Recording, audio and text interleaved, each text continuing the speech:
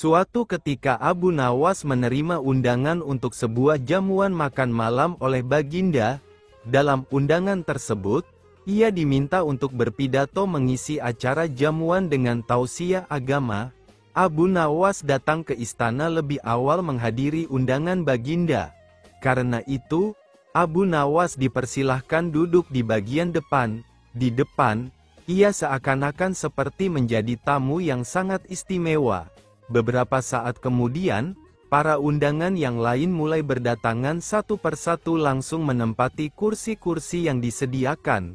Kemudian, menyusul para pejabat kerajaan yang datang dan langsung menuju kursi yang paling depan. Akan tetapi, salah seorang pejabat yang hadir sedikit terlambat sangat terkejut melihat kursi paling depan sudah penuh dan salah satunya sudah diisi oleh Abu Nawas. Pejabat tersebut langsung protes keras pada panitia penyelenggara makan malam. Kenapa saya yang lebih terhormat berada di belakang dan justru Abu Nawas yang hanya rakyat biasa berada di depan? Protes pejabat tersebut. Tuan seharusnya menanyakan langsung kepada Abu Nawas sendiri, kata salah seorang panitia. Karena merasa posisinya disamakan dengan orang biasa, pejabat tersebut tidak terima. Ia berjalan ke depan menghampiri Abu Nawas kemudian berbisik padanya bahwa yang pantas duduk di kursi itu adalah dirinya yang merupakan pejabat kerajaan terhormat. Wahai Abu Nawas, kamu tidak pantas duduk di sini, karena kursi depan seharusnya diisi oleh pejabat seperti saya. Tegas pejabat itu dengan sombong. Mendengar teguran pejabat yang merendahkannya, Abu Nawas membela diri. Maka terjadilah perdebatan di antara mereka, hingga para tamu lain juga mendengarnya. Saudara pejabat yang terhormat, pada kenyataannya Anda itu tidak lebih dari seorang pesulap, kata Abu Nawas mulai angkat bicara.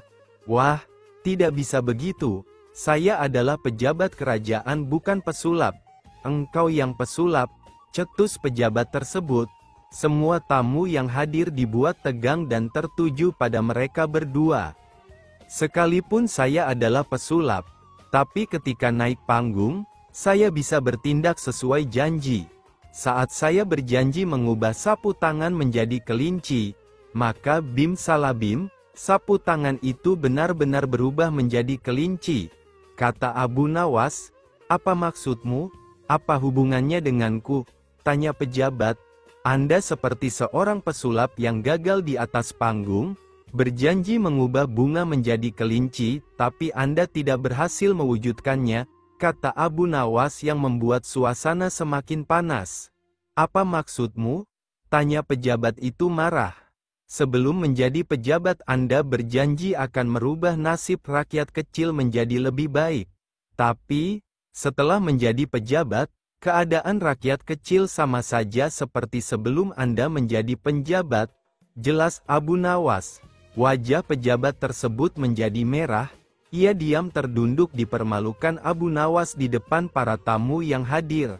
Abu Nawas kembali bertanya padanya, nah, kalau begitu, mana yang lebih pantas duduk di sini?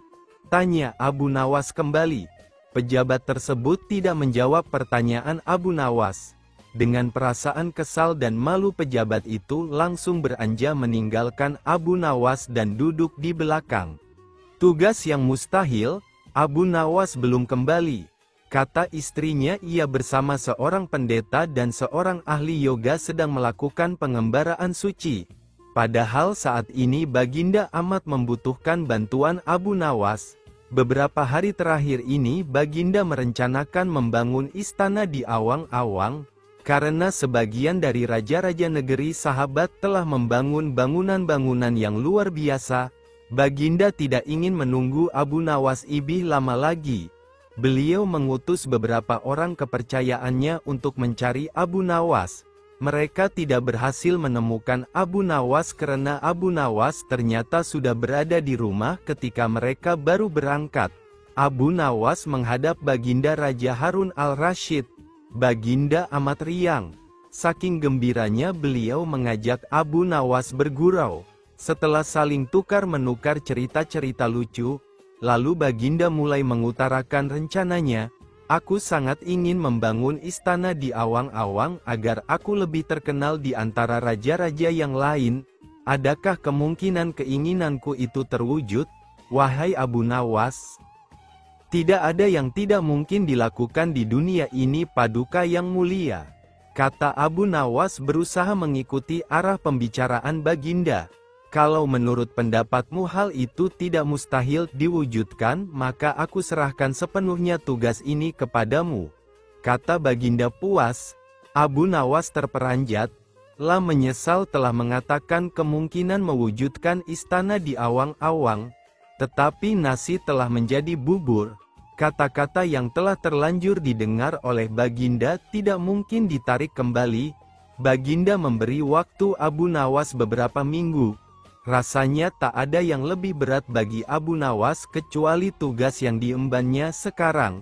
Jangankan membangun istana di langit, membangun sebuah gubuk kecil pun sudah merupakan hal yang mustahil dikerjakan. Hanya Tuhan saja yang mampu melakukannya. Begitu gumam Abu Nawas. Hari-hari berlalu seperti biasa. Tak ada yang dikerjakan Abu Nawas kecuali memikirkan bagaimana membuat Baginda merasa yakin kalau yang dibangun itu benar-benar istana di langit. Seluruh ingatannya dikerahkan dan dihubung-hubungkan. Abu Nawas bahkan berusaha menjangkau masa kanak-kanaknya. Sampai ia ingat bahwa dulu ia pernah bermain layang-layang, dan inilah yang membuat Abu Nawas girang. Abu Nawas tidak menyia-nyiakan waktu lagi. Lah bersama beberapa kawannya merancang layang-layang raksasa berbentuk persegi 4. Setelah rampung baru Abu Nawas melukis pintu-pintu serta jendela-jendela dan ornamen-ornamen lainnya. Ketika semuanya selesai, Abu Nawas dan kawan-kawan menerbangkan layang-layang raksasa itu dari suatu tempat yang dirahasiakan. Begitu layang-layang raksasa berbentuk istana itu mengapung di angkasa, penduduk negeri gempar. Baginda Raja girang bukan kepalang. Benarkah Abu Nawas berhasil membangun istana di langit? Dengan tidak sabar beliau didampingi beberapa orang pengawal bergegas menemui Abu Nawas. Abu Nawas berkata dengan bangga, "Paduka yang mulia, istana pesanan Paduka telah rampung. Engkau benar-benar hebat wahai Abu Nawas," kata Baginda memuji Abu Nawas. "Terima kasih Baginda yang mulia," kata Abu Nawas. "Lalu bagaimana caranya aku ke sana?" tanya Baginda. "Dengan tambang, Paduka yang mulia," kata Abu Nawas. "Kalau begitu siapkan tambang itu sekarang. Aku ingin segera melihat istanaku dari dekat," kata Baginda tidak sabar. "Maafkan hamba Paduka yang mulia, hamba kemarin lupa memasang tambang itu, sehingga seorang kawan hamba tertinggal di sana dan tidak bisa turun," kata Abu Nawas. "Bagaimana dengan engkau sendiri Abu Nawas? Dengan apa engkau turun ke bumi?" tanya Baginda. "Dengan menggunakan sayap Paduka yang mulia," kata Abu Nawas dengan bangga. "Kalau begitu buatkan aku sayap supaya aku bisa terbang ke sana," kata Baginda. "Paduka yang mulia, sayap itu hanya bisa diciptakan dalam mimpi," kata Abu Nawas menjelaskan. "Engkau berani mengatakan aku gila sepertimu?" tanya Baginda sambil melotot. "Ya, Baginda, kurang lebih seperti itu," jawab Abu Nawas tangkas. "Apa maksudmu?" tanya Baginda lagi. Baginda tahu bahwa membangun istana di awang-awang adalah pekerjaan yang mustahil dilaksanakan. Tetapi Baginda tetap menyuruh hamba mengerjakannya. Sedangkan hamba juga tahu bahwa pekerjaan itu mustahil dikerjakan. Tetapi hamba tetap menyanggupi titah Baginda yang tidak masuk akal itu. Kata Abu Nawas berusaha meyakinkan Baginda. Tanpa menoleh Baginda Raja kembali ke istana diiring para pengawalnya. Abu Nawas berdiri sendirian sambil memandang ke atas melihat istana terapung di awang-awang. Abu Nawas tidak mau hadiah. Suatu ketika Abu Nawas dipanggil oleh Raja Harun ar-Rasyid di istana kerajaan dan terjadilah percakapan di antara keduanya. Rupanya kali ini Abu Nawas sedang memperingatkan rajanya perihal harta dunia yang tidak akan dibawa mati ke kuburan, karena Abu Nawas mengetahui bahwa ia dipanggil karena ingin diikat sebagai saudara raja dengan tali ikatan hadiah. Sesampainya di istana kerajaan, Abu Nawas dengan santainya menegur langsung kepada Raja Harun tanpa basa-basi terlebih dahulu. "Wahai Amirul Mukminin, bagaimana nanti jika Allah menghadapkan Anda di hadapannya, lalu meminta pertanggungjawaban Anda tentang lalat hitam, burung kenari dan kulit ari?" kata Abu Nawas kepada Raja Harun. Begitu mendengar penuturan Abu Nawas yang tiba-tiba itu, menyebabkan Raja Harun ar-Rasyid sedih, sehingga menangis terseduh-seduh. Melihat rajanya bersedih, salah seorang kepala pengawal segera bertindak dengan memarahi Abu Nawas. "Wahai Abu Nawas, engkau diamlah, engkau telah menyakiti hati sang raja," bentak kepala pengawal kerajaan kepada Abu Nawas. "Biarkan dia," kata Raja Harun, "sebenarnya yang merusak dan menyakiti itu Anda," kata Abu Nawas dengan berani. "Begini Abu Nawas, saya ingin mengikat tali persaudaraan denganmu dengan pemberian fasilitas dan hadiah-hadiah," kata Raja Harun ar-Rasyid. "Kembalikan saja semua harta dari tempat semula yang hendak Paduka berikan kepada hamba," jawab Abu Nawas. "Lalu bagaimana dengan kebutuhanmu?" tanya Raja Harun. "Aku ingin Anda tidak melihatku dan aku pun tidak melihat Paduka. Ketahuilah wahai Amirul Mukminin, Aiman bin Nel dari Qudamah bin Abdullah al-Kalabi pernah berkata, aku telah melihat Rasulullah melempar jumrah Aqobah di atas untanya yang kemerah-merahan, tanpa ada pukulan dan tidak pula dengan pengusiran," jawab Abu Nawas. Setelah berkata demikian, Abu Nawas segera meninggalkan istana sambil bernyanyi. Nyanyian Abu Nawas, "Persiapanmu telah memenuhi bumi sepenuhnya, hambamu mendekat dan sekarang apa? Bukankah engkau bakal mati dalam kuburan? Pewarismu mengelilingi, hartamu tak dapat." Air susu yang pemalu kecerdasan Abu Nawas benar-benar menghibur Raja Harun ar-Rasyid.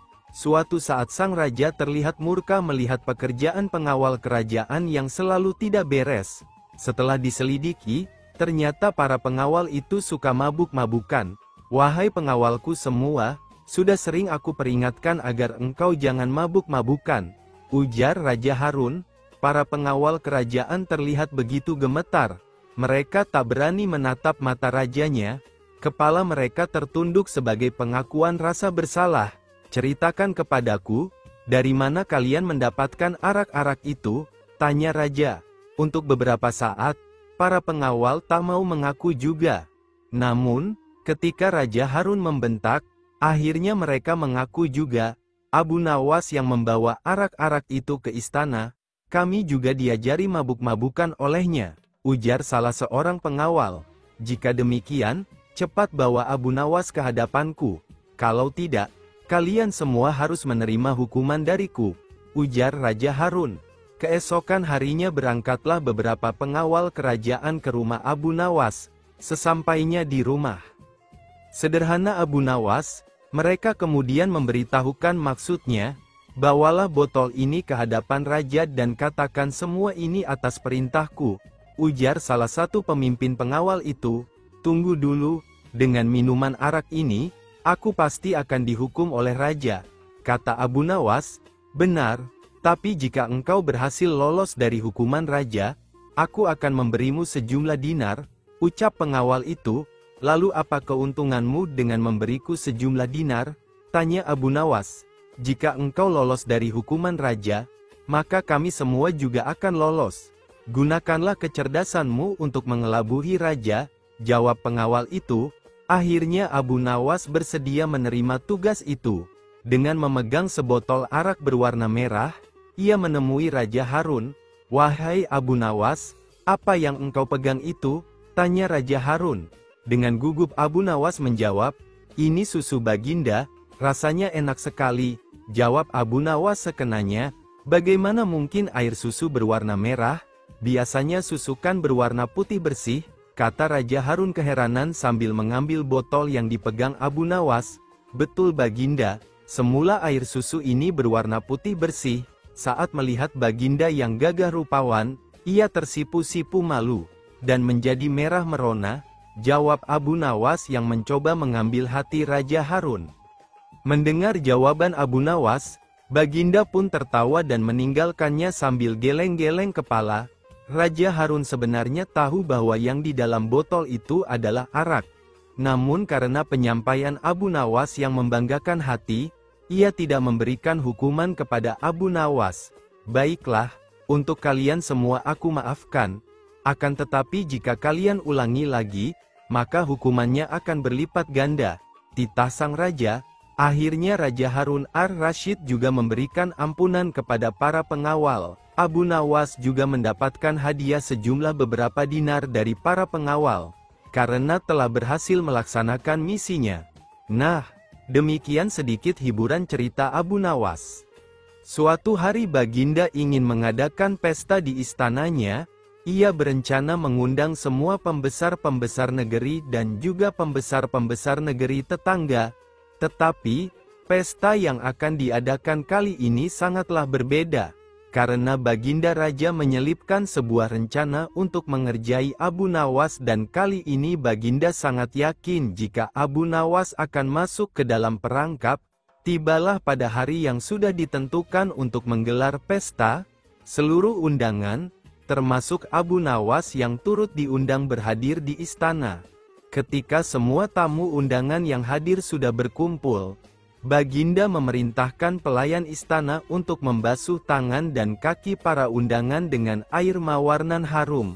Satu persatu tamu undangan yang hadir telah selesai dibasuh. Kini tinggallah giliran Abu Nawas.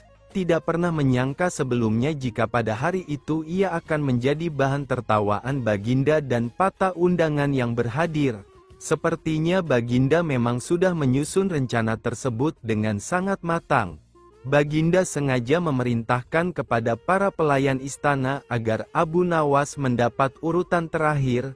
Diam-diam Baginda terus memperhatikan Abu Nawas. Pas ketika giliran Abu Nawas dibasuh tangan dan kakinya, pelayan langsung membasuh dengan air kencing unta yang dicampur dengan bunga-bunga yang sudah disiapkan sebelumnya sesuai perintah Baginda. Sontak saja seluruh tamu undangan yang hadir merasa tidak nyaman dengan bau yang ditimbulkan dan sibuk mencari sumber bau tersebut. Akhirnya diketahuilah jika Abu Nawas yang menjadi sumber bau yang sangat tidak mengenakan itu. Ia pun dijauhkan dan ditertawakan oleh semua tamu yang hadir termasuk Baginda Raja sendiri yang senang bukan kepalang karena rencananya berhasil. Setelah menanggung tidak sanggup malu yang amat sangat di hadapan para tamu yang hadir. Tanpa bicara apa-apa Abu Nawas langsung meninggalkan ruangan tamu menemui pelayan yang telah membuat dia malu tadi. Pelayan tersebut meminta maaf dan mengakui jika itu adalah perintah Baginda Raja. Mendengar penuturan pelayan, Abu Nawas sangat terkejut, tidak pernah terpikirkan sebelumnya jika Baginda akan menggunakan. Abu Nawas pun bergegas meninggalkan istana dalam keadaan sangat kesal. Dalam hati ia bergumam, "Baiklah, hari ini Paduka telah memberiku kuah tak sedap. Esok hari aku akan membalasnya dengan isinya." Setelah kejadian dipermalukan di istana dengan kencing unta, Abu Nawas menaruh rasa kesal yang bukan main terhadap Baginda Raja, sehingga sejak saat itu ia tidak pernah menginjakkan lagi kakinya di istana. Karena sudah 2 bulan Abu Nawas tidak terlihat di istana, Baginda Raja pun merasa rindu akan tingkah pola dan cerita-cerita lucu dari Abu Nawas. Baginda pun mengutus pengawal untuk menghadirkan Abu Nawas ke istana. Akan tetapi Abu Nawas tidak bersedia memenuhi panggilan Baginda dengan alasan sakit parah dengan harapan Baginda Raja akan menjenguknya. Khawatir dengan kondisi Abu Nawas, Baginda pun menyempatkan diri untuk menengok Abu Nawas dengan diiringi para pengawal dan beberapa pejabat kerajaan. Pucuk dicinta ulam tiba. Begitu mendengar Baginda Raja menuju ke rumahnya, Abu Nawas langsung memasang aksi cerdasnya. Ia langsung meminta istrinya menyiapkan obat ajaib dengas berbentuk bulatan kecil-kecil.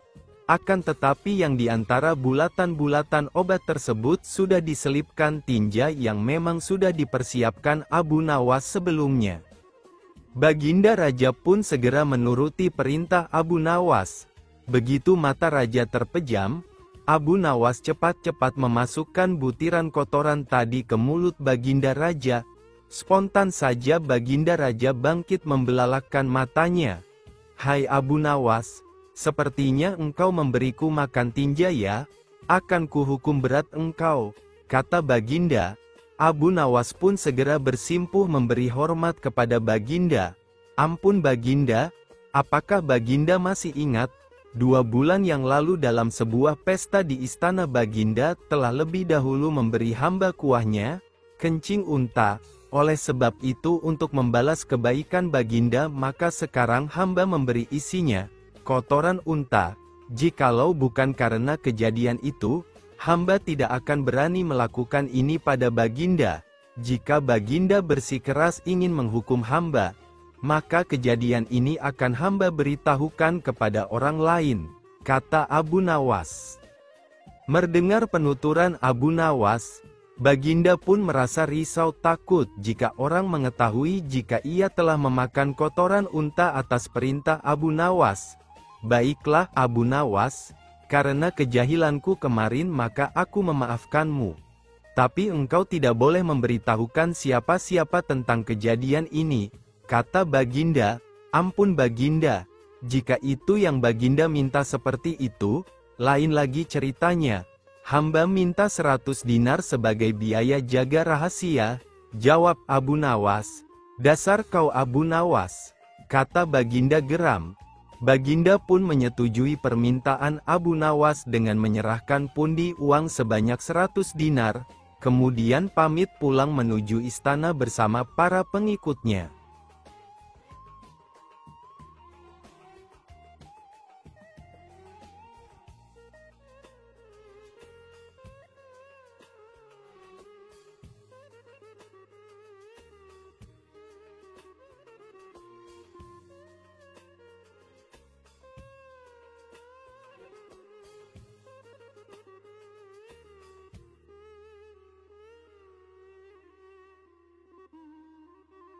Suatu ketika Abu Nawas menerima undangan untuk sebuah jamuan makan malam oleh Baginda. Dalam undangan tersebut, ia diminta untuk berpidato mengisi acara jamuan dengan tausiah agama. Abu Nawas datang ke istana lebih awal menghadiri undangan Baginda.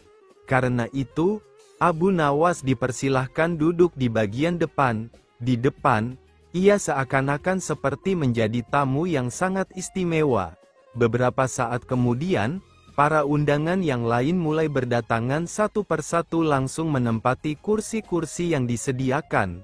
Kemudian, menyusul para pejabat kerajaan yang datang dan langsung menuju kursi yang paling depan. Akan tetapi, salah seorang pejabat yang hadir sedikit terlambat sangat terkejut melihat kursi paling depan sudah penuh dan salah satunya sudah diisi oleh Abu Nawas. Pejabat tersebut langsung protes keras pada panitia penyelenggara makan malam. "Kenapa saya yang lebih terhormat berada di belakang dan justru Abu Nawas yang hanya rakyat biasa berada di depan?" protes pejabat tersebut. "Tuan seharusnya menanyakan langsung kepada Abu Nawas sendiri," kata salah seorang panitia. Karena merasa posisinya disamakan dengan orang biasa, pejabat tersebut tidak terima. Ia berjalan ke depan menghampiri Abu Nawas kemudian berbisik padanya bahwa yang pantas duduk di kursi itu adalah dirinya yang merupakan pejabat kerajaan terhormat. "Wahai Abu Nawas, kamu tidak pantas duduk di sini, karena kursi depan seharusnya diisi oleh pejabat seperti saya," tegas pejabat itu dengan sombong. Mendengar teguran pejabat yang merendahkannya, Abu Nawas membela diri. Maka terjadilah perdebatan di antara mereka, hingga para tamu lain juga mendengarnya. "Saudara pejabat yang terhormat, pada kenyataannya Anda itu tidak lebih dari seorang pesulap," kata Abu Nawas mulai angkat bicara. "Wah, tidak bisa begitu. Saya adalah pejabat kerajaan bukan pesulap." "Engkau yang pesulap," cetus pejabat tersebut. Semua tamu yang hadir dibuat tegang dan tertuju pada mereka berdua. Sekalipun saya adalah pesulap, tapi ketika naik panggung, saya bisa bertindak sesuai janji. Saat saya berjanji mengubah sapu tangan menjadi kelinci, maka bim salah bim, sapu tangan itu benar-benar berubah menjadi kelinci. Kata Abu Nawas, "Apa maksudmu? Apa hubungannya denganku?" Tanya pejabat. "Anda seperti seorang pesulap yang gagal di atas panggung, berjanji mengubah bunga menjadi kelinci, tapi Anda tidak berhasil mewujudkannya," kata Abu Nawas yang membuat suasana semakin panas. "Apa maksudmu?" tanya pejabat itu marah. "Sebelum menjadi pejabat Anda berjanji akan merubah nasib rakyat kecil menjadi lebih baik. Tapi, setelah menjadi pejabat, keadaan rakyat kecil sama saja seperti sebelum Anda menjadi penjabat," jelas Abu Nawas. Wajah pejabat tersebut menjadi merah, ia diam terdunduk dipermalukan Abu Nawas di depan para tamu yang hadir. Abu Nawas kembali bertanya padanya, "Nah, kalau begitu, mana yang lebih pantas duduk di sini?" tanya Abu Nawas kembali. Pejabat tersebut tidak menjawab pertanyaan Abu Nawas. Dengan perasaan kesal dan malu pejabat itu langsung beranjak meninggalkan Abu Nawas dan duduk di belakang.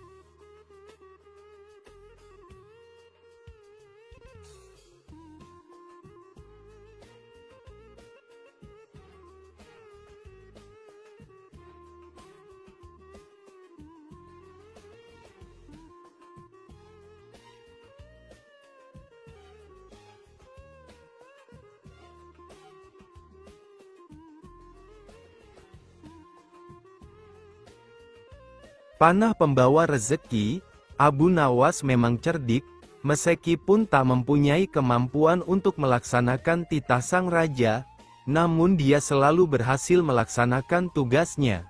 Dan hadiah selalu menanti, sungguh rezeki yang tak disangka. Suatu ketika Abu Nawas diundang oleh Raja Harun ar-Rasyid untuk makan bersama. Maka berangkatlah para pengawal kerajaan untuk menjemput Abu Nawas di rumahnya.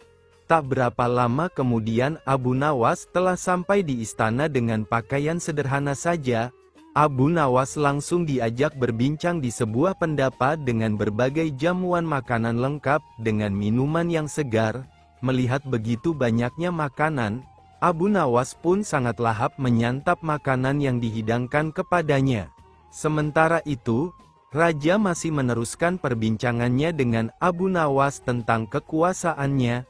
Raja Harun bercerita kepada Abu Nawas terkait dengan luasnya wilayah yang telah dipimpinnya.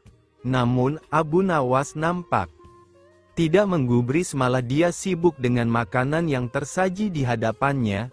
Tak lama kemudian, Raja mulai melontarkan berbagai pertanyaan kepada Abu Nawas. "Hai Abu Nawas, kalau setiap benda ada harganya, berapakah harga diriku ini?"